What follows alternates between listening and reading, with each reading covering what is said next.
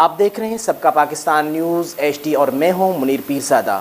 آئیے آپ کو لیے چلتے ہیں آج کی خبر کی جانب۔ سعودی عرب کے مسلح افواج کے chief of general staff lieutenant general Fayyadh bin Hamed Al Ruwaili سے پاکستانی مسلح افواج کے chairman joint chief of staff committee lieutenant general Nadeem Raza نے اپنے وفد کے ہمراہ ملاقات کی۔ مزید بتا رہے ہیں ہمارے نمائندے رانا عظیم۔ جی عظیم بتائیے گا۔ سعودی دارالحکومت ریاض میں سعودی مسلح افواج کے سربراہ نے پاکستانی وفد کا استقبال کیا اور انہیں مملکت پہنچنے پر خیر مقدم کیا۔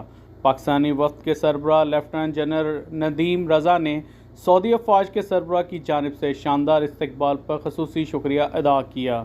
استقبالیہ تقریب کے بعد سعودی پاکستانی ملٹری کمیٹی کا چھٹا اجلاس ہوا، جس میں دونوں برادر ممالک کے درمیان مستحکم تعلقات کے حوالے سے تبادلہ خیال کرتے ہوئے باہمی عسکری تعاون کے امکانات اور ان میں فروغ کے طریقوں کا بھی جائزہ لیا گیا۔